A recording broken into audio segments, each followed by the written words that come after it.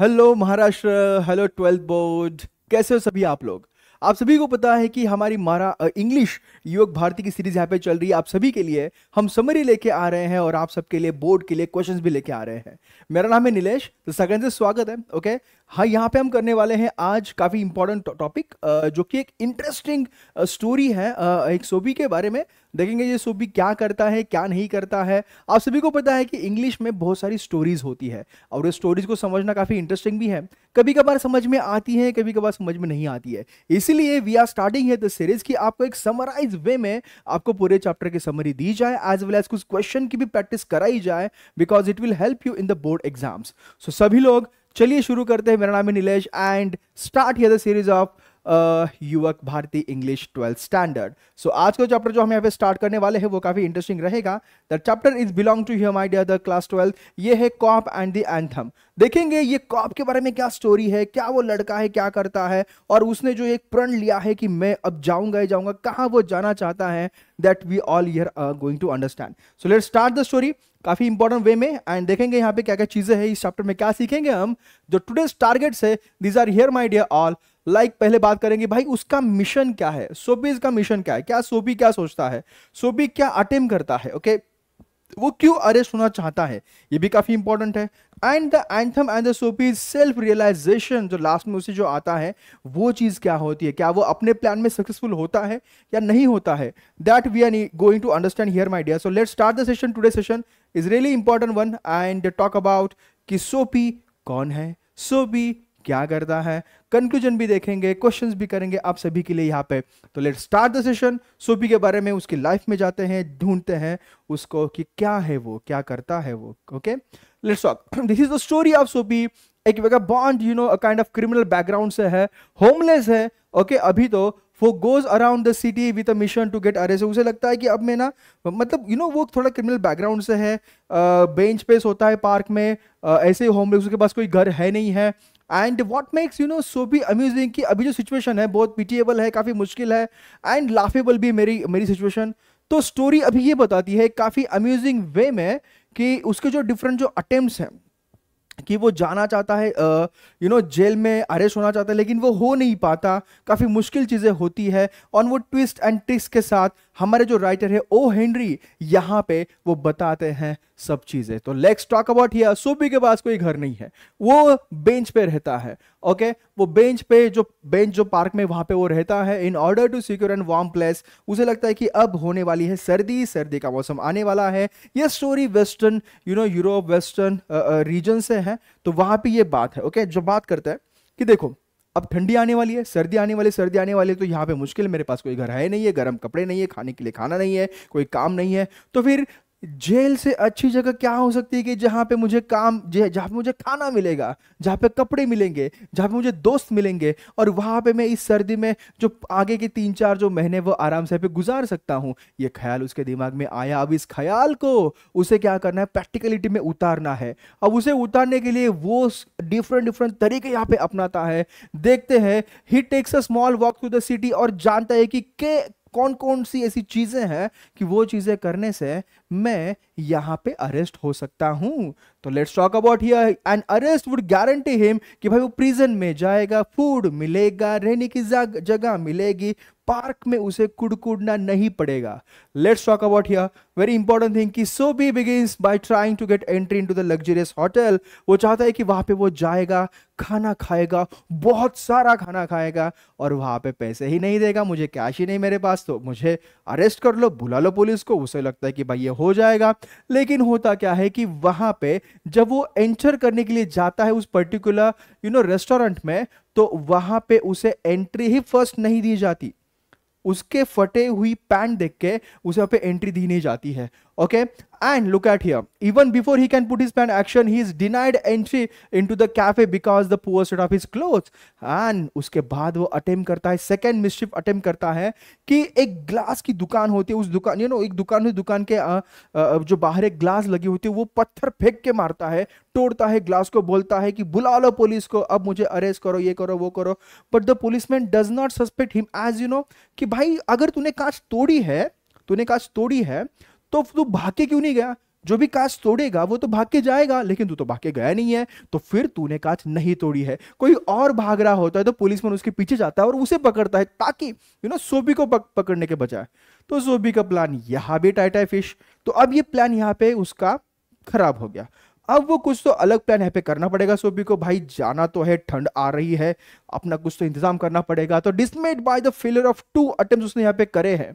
अब उसके बाद ही ट्राई थर्ड अटेम्प्ट, वो फिर से एक बार okay he ate some meal of breakfast. डॉगनट जाता है एक काइंड ऑफ होटल में, एंड वहां पे वो उस मॉडेस्ट काइंड ऑफ रेस्टोरेंट होता है, ज्यादा हाई-फाई नहीं होता। He is the only thrown out but not turn into the police. तो वहां पे वो खाना खाता है, फिर से बोलता है कि मेरे पास कैश नहीं, मेरे पास पैसे नहीं है। तो वहां के जो वेटर है उसे लगता है कि वो वेटर आप पुलिस को देंगे, ओके, लेकिन पुलिस को देने के बजाय उसे बाहर फेंक देते। तो ये भी वाला अटेम्प्ट खत्म। वहां पे भी उसे पुलिस के पास नहीं जाता। एंड सोफीज फोर्थ अटेम्प्ट जो है यहाँ पे involves him yelling at the top of his voice on a side. देखो अब ये थर्ड अटेम्प्ट हो गया। फोर्थ वाला अटेम्प्ट क्या करता है, उसे लगता है कि यार अब 3 अटेम्प्ट हो गए, मुझे पुलिस के पास जाना नहीं है, एंड मुझे मतलब कोई भेज ही नहीं रहा है, मुझे कोई अरेस्ट कर ही नहीं रहा है। तो वो सोचता है कि एक सामने दूर उसे एक पुलिस वाला खड़ा दिखाई देता है। तो उस पुलिस वाला खड़ा दिखाई देता है, तो वो क्या करता है कि उसे लगता है कि अब मैं क्या करूंगा, एक नशेली थोड़ी हरकत करूंगा, ऐसी हरकत करूंगा कि लोगों को लगेगा मैंने दारू पी हुई है, मैंने अल्कोहल लिया हुआ है, एंड काइंड ऑफ मैं अब उसके सामने चिल्लाऊंगा जोरों से, ऐसा वैसे चिल्लाऊंगा। तो पुलिस के सामने वो चिल्लाता है, पुलिस की तरफ देखता है, भाई तो ये चिल्ला रहा है, ये तो कोई मतलब क्या करे इसका। तो वो सामने वाले आदमी को पुलिस बताता है, अरे ये वही वाले हैं जो जो कॉलेज के जो लड़के हैं ना, वो वही वाले कॉलेज के लड़के हैं, तो इनसे कोई खतरा है नहीं है, ऐसे ही चिल्लाते हैं, इनका कोई फायदा है नहीं है, इनको ऐसे छोड़ देते हैं। अब उसका प्लान ये भी फिनिश, मतलब फोर्थ अटेम्प्ट भी उसका क्या हो जाता है, जाया गया। This attempt to draw attention to himself fails as well, my dear. The policeman dismisses him as a random lad. Okay, अब सोपी ट्राई करता है 5वीं बार। This time he pretends, my dear, to be stealing a silk umbrella, जो एक store में वहां पे जो एक पड़ी होती है, उस अम्ब्रेला को चुराने की वो कोशिश करता है, और वो चुराता है। एंड ही होप्स कि जो जिसका अम्ब्रेला ओनर है ना, जो ओनर है वो आएगा, उसे पकड़ लेगा और वो पुलिस को कंप्लेंट करेगा, पुलिस आएगी उसे अरेस्ट कर लेगी। प्लान तो काफी अच्छा था, लेकिन अब यहाँ पे हुआ क्या, उसका लक फिर से एक बार बैड प्रूव होता है, क्योंकि जिसकी अम्ब्रेला वो चुराने जाता है, वो उससे आता है आर्गुमेंट, तुमने मेरा छाता क्यों लिया, क्या लिया। तो भाई सोपी कहता है कि हाँ हाँ मैंने तुम्हारा छाता लिया, मैं नहीं दूंगा, जब तक तुम पुलिस को नहीं बुलाओगे तब तक मैं तुम्हारा छाता दूंगा नहीं। तो वो कहता है यार मैं खुद ही चोर हूं, मैंने खुद ही इन्हें ये अम्ब्रेला चुराया हुआ है, तो मैं कैसे पुलिस को बताऊं। अब यहाँ पे तो उसका ये फिफ्थ वाला अटेम्प्ट भी खत्म हो जाता है, क्योंकि वो चोर ही चोरी किया हुआ छाता चोर पुलिस को कैसे बताए कि भाई मैंने चोरी किया हुआ छाता ये, और ये दूसरा आदमी मेरे से चोर के लेके जा रहा है। तो ये वाला अटेम्प्ट भी उसका क्या हुआ, खत्म हुआ। सो ये 5 अटेम्प्ट उसने किए, लेकिन still he was not succeed कि अरेस्ट हो जाए। अब देखते हैं कि the anthem and the Soapy self relation क्या होता है, कि he dismayed by so many failed attempt, कि भाई मुझे कोई अरेस्ट नहीं कर रहा, इतनी सारी गलत चीजें मैंने कर ली, स्टिल मुझे कोई लेके नहीं जा रहा है। तो अब शायद उसका होगा on his way he passes by a church and the organ music sound makes him stop. क्या हो रहा है चर्च में, क्या भगवान चाहता है, क्या ये नेचर चाहता है, ये जिंदगी क्या चाहती है मुझसे।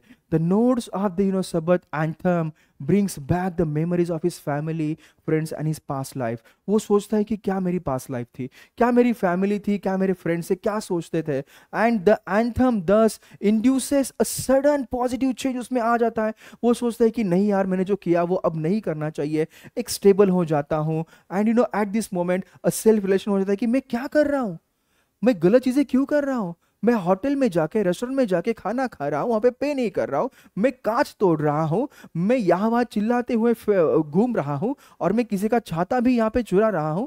क्या चीजें कर रहा हूं, क्या मैं सही कर रहा हूं, मैं नहीं करना सही, मुझे सही कुछ तो करना चाहिए, ये मेरी लाइफ है, लाइफ की रिस्पॉन्सिबिलिटी मुझे खुद लेनी चाहिए, एंड समथिंग गुड मेरी लाइफ के लिए मुझे करना चाहिए। तो वो क्या करता है, वो सारे जो प्लान है अबंडेंस कर देता है to go to the prison, and just when उसे रियलाइजेशन हो जाएगा, अब हो जाता है, एंड जस्ट व्हेन द वो जो है हमारा जो सोपी है, okay the homeless man, poor man, determined कि अब मुझे मेरी लाइफ चेंज करनी है, कुछ बड़ा करना है, बेटर करना है।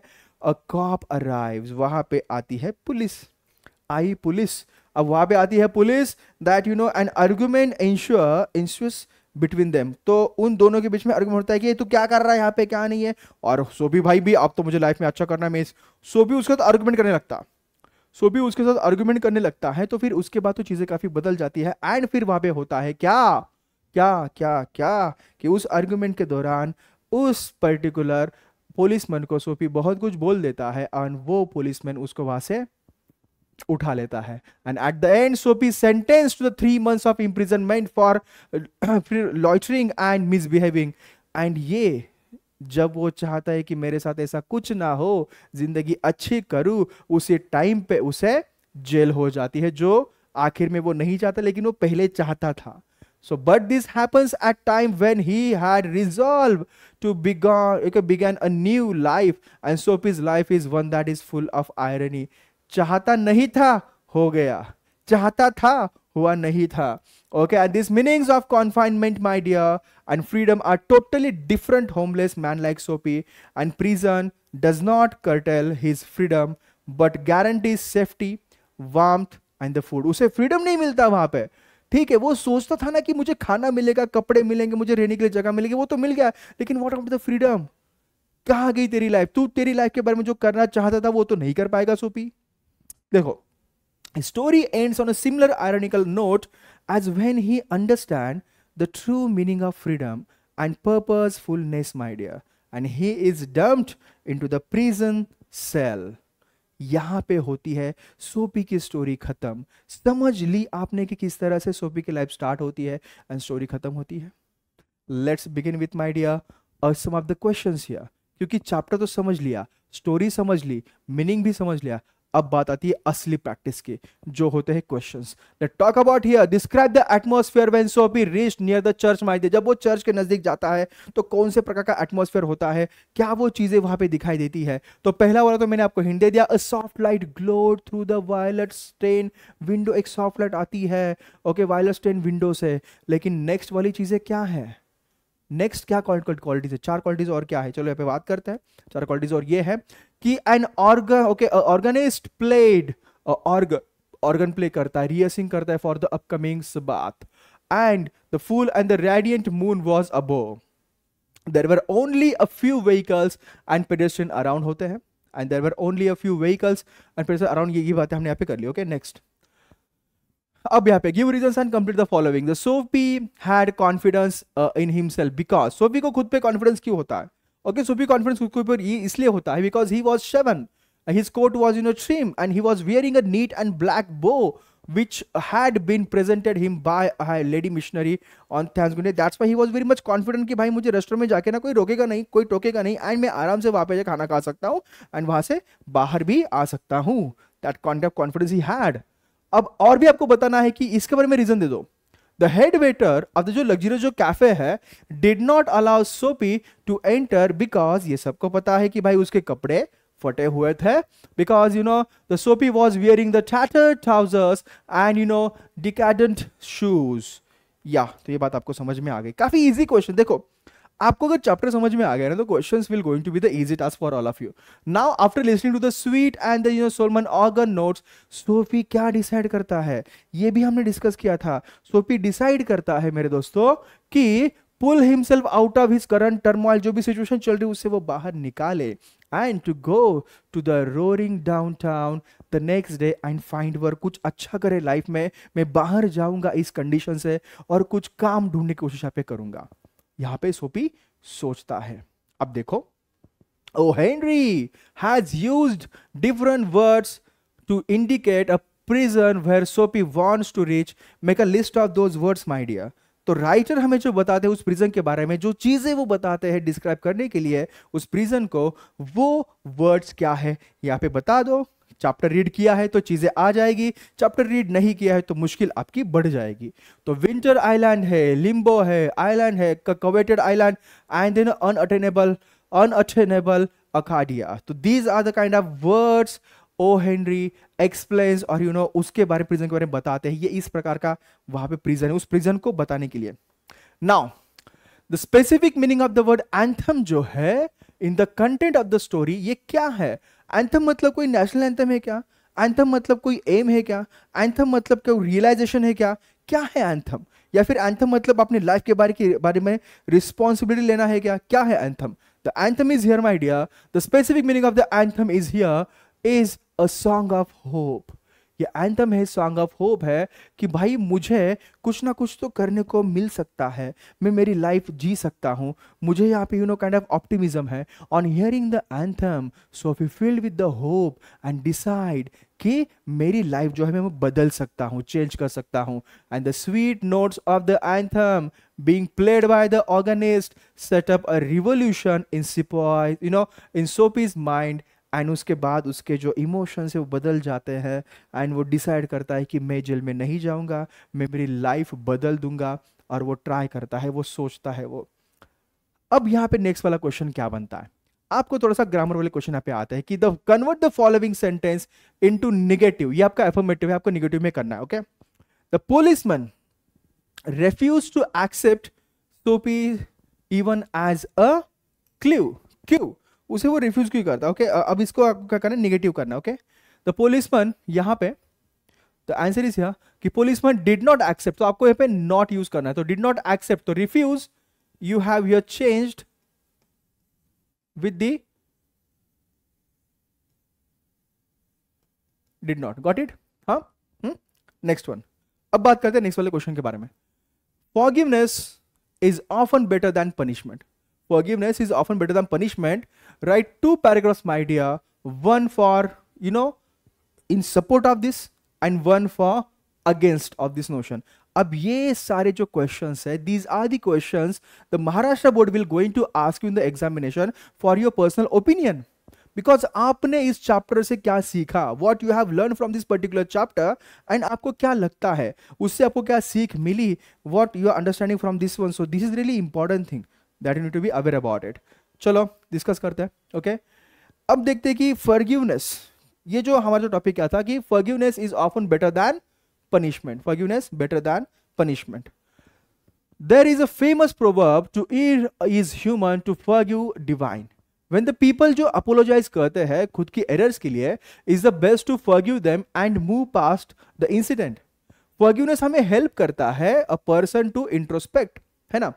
It makes him realize the mistake, उसे realize mistake होती है and take a note of following corrective measures, वो corrective measures लेता है। Okay, ये forgiveness है। Okay, now पनिशमेंट ऑफन क्या है? ये रिजल्ट है ऑफ मतलब एंगर है, एम्बेरसमेंट है, and people being punished might never correct their actions. अगर उन्हें पनिश किया जाता है तो वो एक एंगर रहता है, एक रिवेंज रहता है मन के अंदर, बॉडी के अंदर, and they will going to repeat that one, और they will going to repeat more on extra level. Okay, and punishment could make individual immune towards the concept and of apology and correctiveness. तो वो corrective नहीं होगा अगर आप punish करोगे। तो punish करने के बजाय if you are just forgiving the mistake of the people, if you are helping that particular person to realise what kind of things he has उसने क्या चीजें की है, अगर उसे आप हेल्प करोगे अंडरस्टैंड करने में, then it will going to be really interesting thing for that particular person, and who knows, in the future he might change his behavior, his attitude, and his kind of the things in the life.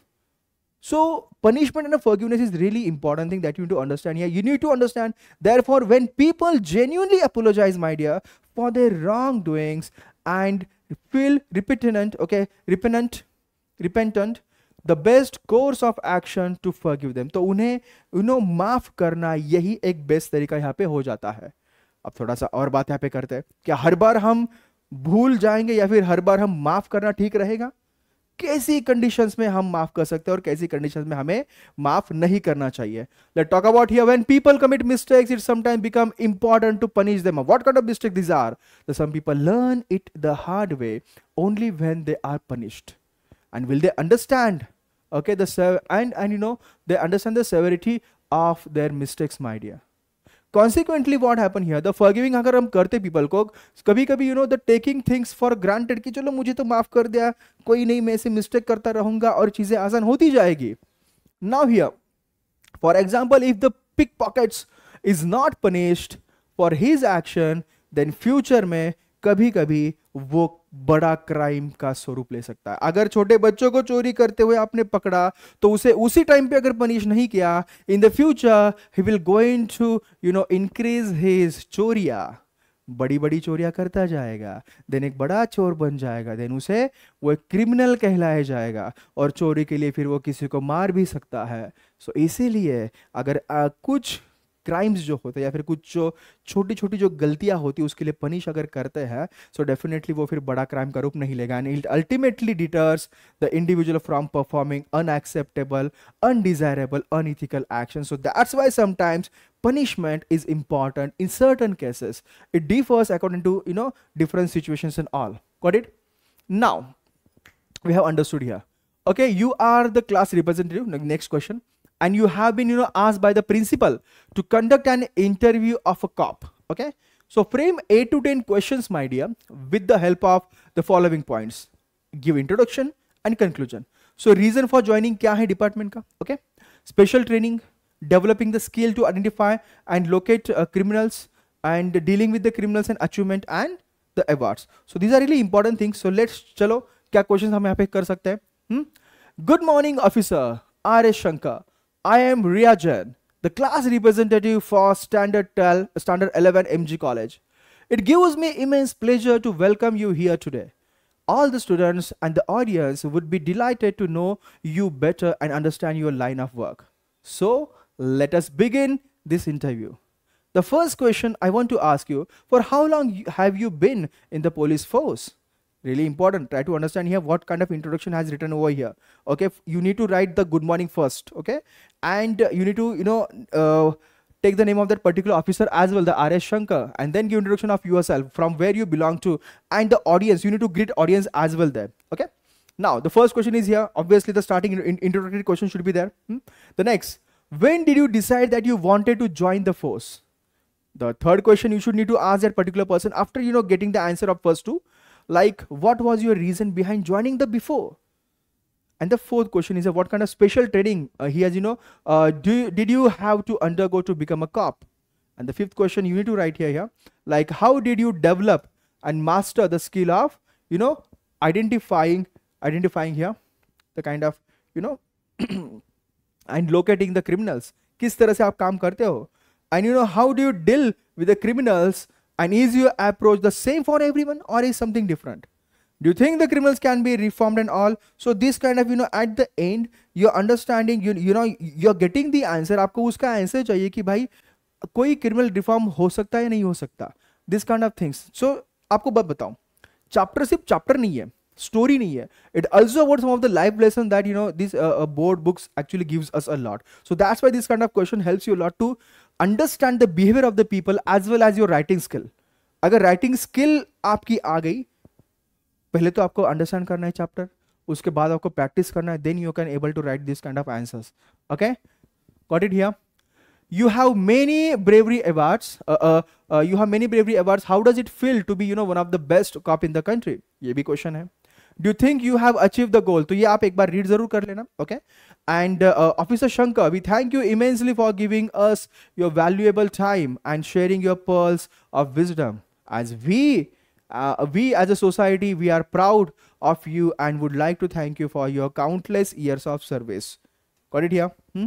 So we have completed this particular chapter in the detail, my dear, to try to understand here the meaning of life as well as the how life turns here and there. zigzag आपकी life चलती है, तो सोपी की जो life है वो जो एक्सपेक्ट करता है वो नहीं होता, जो एक्सपेक्ट नहीं करता वो हो जाता है. So this is calls a life. So that's the end of this particular chapter. हमने काफी सारी चीजें यहाँ पे सीखी. We have done some of the questions. We also done some writing skill topic as well. We also done here some of the grammar questions. So this is from my side. MH 12th board. आपकी preparation ऐसी ही चलती रहनी चाहिए. Chapter को understand करना, summary समझना, questions करना, grammar के questions and descriptive questions as well. So this is from my side.